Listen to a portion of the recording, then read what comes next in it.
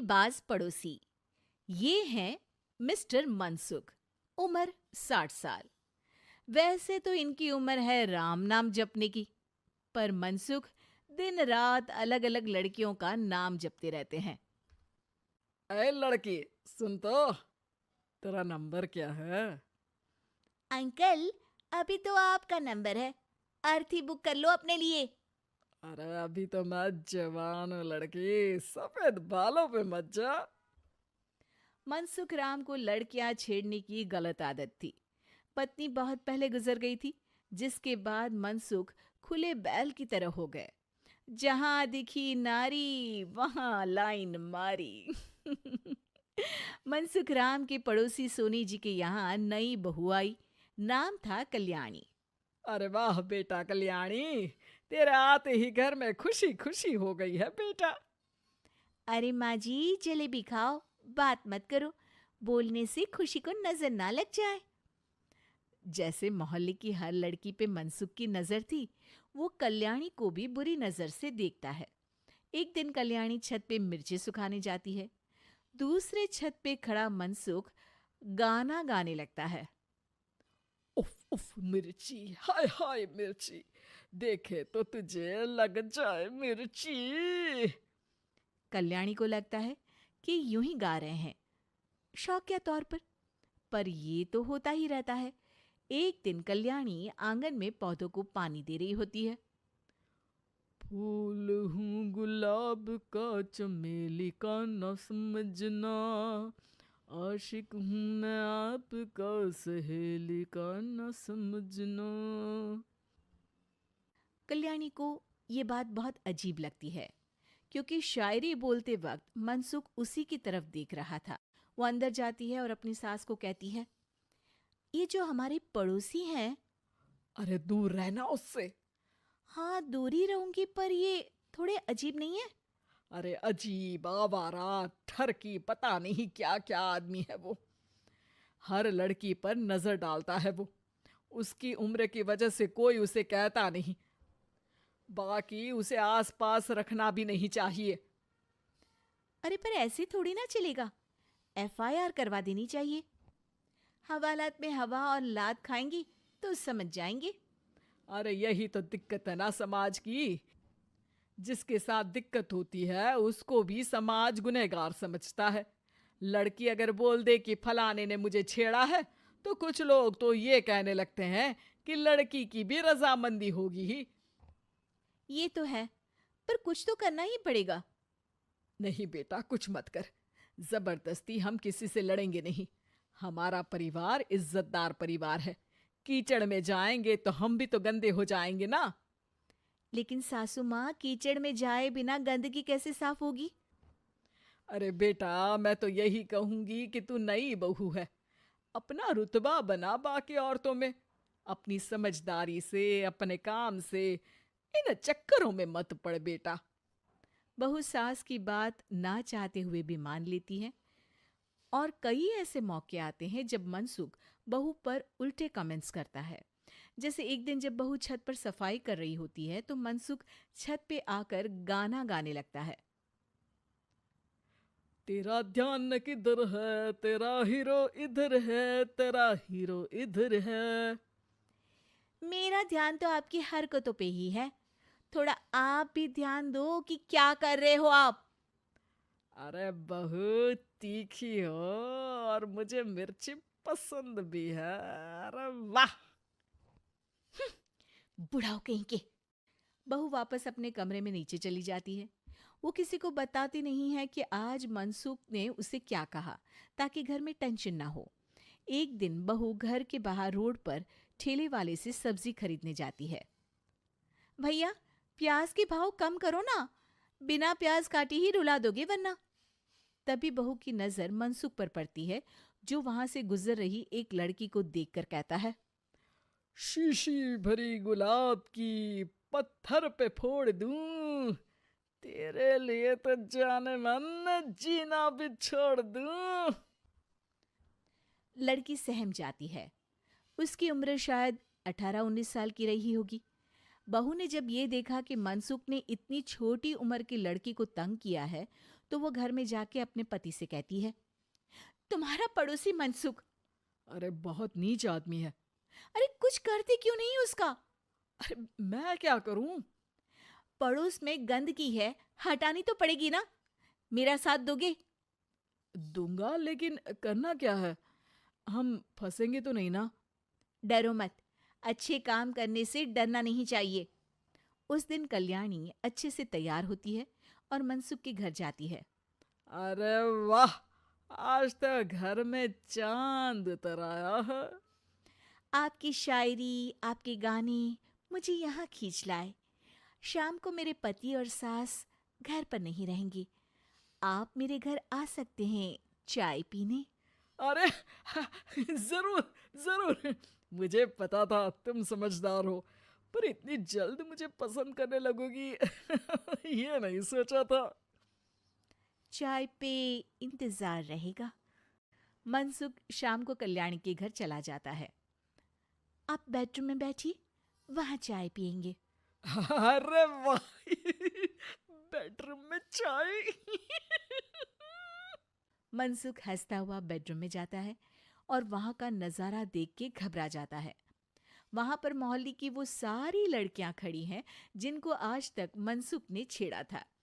कल्याणी भी बेडरूम में जाके दरवाजा अंदर से बंद कर लेती है। अब बेडरूम से सिर्फ डम डम डिशुम डिशुम की आवाज आती है और बीच बीच में मनसुख की चीखें भी सुनाई देती हैं। अरे माफ कर दो बिटिया, अरे नहीं नहीं नहीं, अरे डंडे से नहीं, अरे अरे लग जाएगी। बेडरूम का दरवाजा खुलता है और मनसुख की हालत एक लुटे फटे कौवे जैसी हो जाती है। किए की सजा तो मिलनी ही थी आपको, लेकिन आपकी और आपसे ज्यादा हमारी इज्जत का भी ख्याल रखना था, इसलिए इस बार शांति से धर धर के धरना किया हमने आपकी। अगर जरूरत पड़ी तो बाहर जुलूस भी निकाल सकते हैं।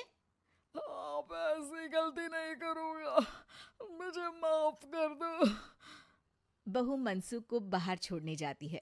मनसुख अपने घर की तरफ बढ़ता है। वैसे आपको चाय कैसी लगी?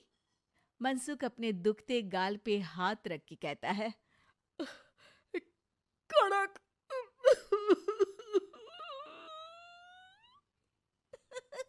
सुबह का वक्त था और सरला जी काफी उदास चेहरा लिए हुए पार्क में बैठी हुई थी। तभी उनकी सहेली सुमन वहां पर आती है। क्या हुआ सरला जी, आज मॉर्निंग वॉक करने का इरादा नहीं है क्या? इस तरह चुपचाप क्यों बैठी हैं? आई तो थी ये सोचकर कि पार्क में जाकर थोड़ी देर पहले टहल लूंगी, लेकिन क्या करूं, मन ही नहीं कर रहा। अरे सब ठीक है, तो इतनी परेशान क्यों नजर आ रही है? नहीं नहीं, ऐसी तो कोई बात नहीं है, सब ठीक है। अरे भाई, अब तो आपको खुश नजर आना चाहिए। अभी कुछ महीने पहले तो बेटे की शादी हुई है, घर में नई बहू आई है, आपके चेहरे पर तो रौनक नजर आनी चाहिए। अरे छोड़ो भी, आजकल की बहुओं के बारे में क्या बताऊं आपको। क्यों, क्या हुआ बहन जी, कोई परेशानी है क्या? कुछ किया क्या बहू रानी ने? अरे भाई, अभी तो शादी को 6 महीने हुए। अब आपसे क्या छुपाना, आप तो जानती हैं मेरे बेटे ने लव मैरिज की है और मुझे ना इन लव मैरिज वाले बहुओं पर बिल्कुल भरोसा नहीं। ना जाने कब मेरे बेटे के कान भर दे। अरे लेकिन सरला जी, आपके बहू बेटा तो आपके साथ ही रहते हैं, फिर आपको इस बात का डर क्यों है? पता नहीं क्यों बहन जी, अभी तो मुझे अपनी बेटी दीपाली की भी शादी करनी है। बस इसी बात को सोचकर परेशान रहती हूँ। ये लव मैरिज वाली बहू पता नहीं कितने दिन परिवार में एडजस्ट कर पाएगी। कल को अगर बेटे को लेकर दूसरी जगह चले गई तो क्या होगा? अरे हाँ, याद आया, दीपाली तो दिल्ली में नौकरी करती है ना? हाँ हाँ, बहुत अच्छी नौकरी लगी है उसकी। और आप किसी से कहना मत, अपने ऑफिस में साथ में काम करने वाला कोई लड़का उसे बहुत पसंद है, बता रही थी मुझे। लेकिन अभी तो आप कह रही थी कि आपको लव मैरिज और इन सब में भरोसा नहीं है। अरे तो क्या हुआ, जहाँ बेटी खुश रहे वहीं मैं खुश हूँ। और वैसे भी बेटी को तो दूसरे घर जाना है, वो लोग जाने और उनकी बहू जाने। मुझे तो बस अपनी बेटी का ब्याह करना है। अच्छा ठीक है, जैसी आपकी मर्जी। लेकिन मुझे लगता है कि आप अपनी बहू के लिए कुछ ज्यादा ही सोच रही हैं। क्या पता वो वैसी ना हो जैसी आप समझ रही हो। सरला जी अपनी जगह से उठते हुए कहती है, अब ये तो भगवान जाने, बस मेरी बेटी दीपाली की शादी उसकी पसंद से हो जाए तो मैं गंगा नहा लूं। चलिए बहुत देर हो गई है, मैं भी अब घर जाती हूँ। अच्छा ठीक है, मैं भी चलती हूँ। अगले दिन जब सरला जी अपने घर पर बैठकर चाय की चुस्कियां ले रही थी, तभी उनकी बहू वहाँ पर आती है। मम्मी जी, मैंने एक जगह नौकरी के लिए अप्लाई किया था और वहाँ से सब कुछ पॉजिटिव आया है। मैं भी नौकरी करना चाहती हूँ ताकि घर के खर्चों में थोड़ा हाथ बटा सकूं। अरे बहू, तुम्हें नौकरी करने की क्या जरूरत है?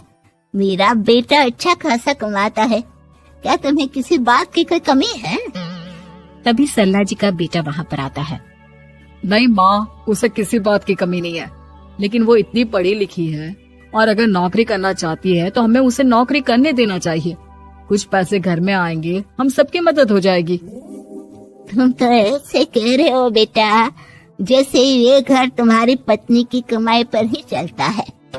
अरे नहीं मम्मी जी, इनके कहने का ये मतलब नहीं है।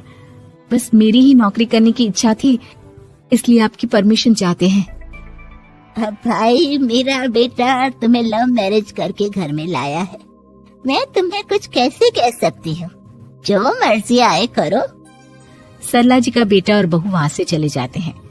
अब उनकी बहू नौकरी करना शुरू कर देती है।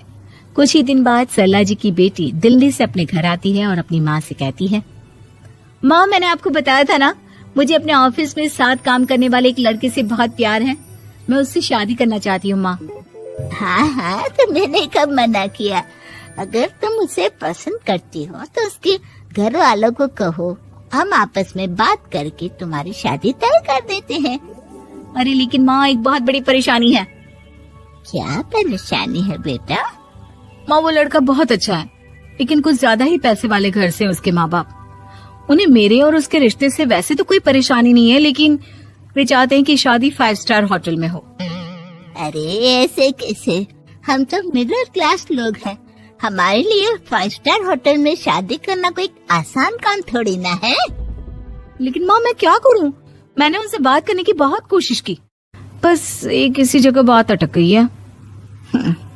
साफ साफ कह दो बेटा, शादी करनी है तो ठीक है, लेकिन ये 5 स्टार में शादी करने वाली शर्त मैं नहीं मान सकती। अरे कैसी बात कर रही हैं आप मम्मी जी? अगर दीपाली को कोई लड़का पसंद है तो हम उनकी शादी के लिए पूरी कोशिश करेंगे, और अगर बात पैसों की है तो कोई परेशानी नहीं है। हाँ, तुम्हें तो बस बहुत आसान लगता है सब। जिस तरह तुमने मेरे बेटे से इतनी आसानी से शादी कर ली, सारे काम उतने आसानी से नहीं होते। समझ में आया? हर काम करने में पैसे लगते हैं। लेकिन माँ, मैं उस लड़की को बहुत पसंद करती हूँ। सही बात है बेटा, लेकिन तुम उस लड़के से साफ साफ कह दो, अगर उसे तुमसे शादी करनी है तो अपने घर वालों को मनाए। अगर नहीं मना सकता तो तुम दोनों अपनी गृहस्थी अलग से कहीं सेट कर लो। कोई जरूरत नहीं है अपने माँ बाप के साथ रहने की। मम्मी जी, ये आप क्या कह रही हैं? मैं भी तो आपकी बेटी के साथ लव मैरिज करके आई हूँ। अगर मैंने भी ऐसा ही किया होता तो? अब तो मुझे उल्टा जवाब देने लगी। देखो बहू, मैं तुम्हारी सास हूँ, मुझसे ठीक से बात करो। लेकिन माँ, भाभी ठीक तो कह रही हैं। हाँ, अगर बात शादी के खर्च की है तो मैं उस लड़के से कुछ कह सकती हूँ, लेकिन उससे अपने घर वालों से अलग होने के लिए कहना, ये सही होगा क्या? आप तो समझिए माँ। और वैसे भी मम्मी जी, मैंने कुछ महीने पहले जॉब करना शुरू कर दिया था और अपनी पूरी सैलरी बचा कर रखी है। आप चिंता मत कीजिए, मैं दीपाली की शादी में कोई कमी नहीं होने दूंगी। तुम अपनी सारी तनख्वाह मुझे मेरी बेटी की शादी का खर्च करने के लिए दे दोगी? हाँ माँ, मैंने भाभी को पहले ही सब कुछ बता दिया था और वो इस बारे में सब कुछ जानती थी, इसीलिए उन्होंने पहले ही नौकरी करनी शुरू कर दी ताकि मेरी शादी धूमधाम से हो सके। तभी सरला जी का बेटा वहाँ पर आता है। देखा माँ, जैसा हम हर समय समझते हैं वैसा होता नहीं है। आपको लव मैरिज करने वाली बहू से नफरत थी ना, लेकिन अपनी ही बेटी की लव मैरिज पर आपको कोई एतराज नहीं था। ये तो गलत बात है ना। हाँ बेटा, सही कह रहे हो तुम। बहू मुझे माफ कर दो, मैंने तुम्हारे बारे में गलत सोचा। आज से मैं बहू और बेटी में कोई फर्क नहीं करूंगी, और अपनी लव मैरिज वाली बहू से तो बिल्कुल नफरत नहीं करूंगी। अरे अब कुछ मत पूछ विमला, लाख जतन करने के बाद भी महीने के आखिर तक हाथों में चमन्नी भी नहीं बच पाती। कभी अपने लिए कोई छोटी सी भी चीज लेनी हो तो 10 बार सोचना पड़ता है। तू सही कहती है, आमदनी तो बढ़ती नहीं, लेकिन दूसरी तरफ महंगाई दिन ब दिन बढ़ती ही जा रही है। राशन वाले का बिल, दूध वाले का उधार। अरे तुम औरतें बस इसी तरह जिंदगी भर रोती रहोगी। खुद के पैरों पे खड़े होने की सोचो, तब तुम्हें पैसों के लिए किसी का मुंह नहीं देखना पड़ेगा। अरे तू इतनी बड़ी बड़ी बातें कर रही है, तू ही बता दे हम क्या करें। हम औरतें चाहे तो कोई छोटा मोटा व्यापार कर सकती हैं, जैसे कि साड़ी बेचने का। सुधा की बातें सुन सब औरतें हंस पड़ती हैं। ना भाई ना, मेरे पति को ये सब पसंद नहीं है, वो तो मुझे मार डालेंगे। दूसरी औरतें भी विमला की बात से सहमति जताती है और साड़ी का व्यापार करने से मना कर देती हैं। अगले दिन सुधा अपनी सास से ये बात कहती है। बस अब यही काम रह गया था, सारा दिन यही सब सोचती रहती हो। अरे बढ़िया आई साड़ी बेचने वाली। तभी वहां सुधा का पति विवेक आता है। अपनी माँ की बात काटते हुए कहता है, अरे माँ, सुधा ठीक ही तो कह रही है। अगर ये साड़ियों का व्यापार करना चाहती है तो इसमें क्या गलत है। मुझे तो सुधा की बात पसंद आई। अरे मजाक है क्या व्यापार करना? अच्छे अच्छों की खटिया खड़ी हो जाती है। मैंने दुनिया देखी है। बेटा तुम लोग ज्यादा हवा में मत उड़ो, और फिर साड़ियाँ खरीदने के लिए पैसे कहाँ से लाएगा? तुम उसकी चिंता मत करो माँ, मैं देख लूंगा। अगले दिन विवेक अपने एक दोस्त से कुछ पैसे उधार लेकर साड़ी के कारखाने से बहुत सारी साड़ियाँ खरीद लाता है। ये लो सुधा, तुम्हारा ऑनलाइन अकाउंट बन गया है। अब लोग घर बैठे तुमसे साड़ियाँ खरीद सकते हैं। ये तो बहुत अच्छी बात है। हाँ, और इतना ही नहीं, मैंने इसमें सभी नई डिजाइन की साड़ियों की फोटो भी अपलोड कर दी है। अब बस तुम देखती जाओ। कुछ दिनों के बाद। नमस्ते, मुझे सुधा जी से मिलना है। ओहो, तू कौन है और मेरी बहू से तुझे क्या काम है? माँ जी, मैं सुधा जी से साड़ियाँ खरीदने आया हूँ। अरे बड़ा बेवकूफ है तू, इतना बड़ा मीना बाजार छोड़कर यहाँ साड़ी खरीदने आया है। तेरा ऊपर का कोई पेच ढीला है क्या? अरे माँ जी, आप नहीं जानती, आजकल ऑनलाइन का जमाना है, समय और पैसे दोनों की बचत होती है। तभी वहां सुधा आ जाती है। सुधा बिरजू को साड़ियाँ दिखाती है। क्या बात है सुधा बहन जी, आपके पास तो बहुत ही सुंदर सुंदर साड़ियाँ हैं। एक काम करिए, ये वाली दे दीजिए और ये वाली भी। छोड़िए, एक काम करिए, ये सभी ही दे दीजिए। सुधा की सास हैरान रह जाती है। अरे इतनी साड़ी का तू करेगा क्या? अरे माँ जी, मेरी बीवी पहनेगी। अरे कितनी बीवियां है तेरी? माँ जी, आप भी ना, बीवी तो एक ही है। पहले तो मैं 2-4 साड़ियाँ लेने आया था, लेकिन अब पूरी 20 साड़ियाँ ले जा रहा हूँ। ये लीजिए सुधा बहन जी, आपके पैसे, चलता हूँ।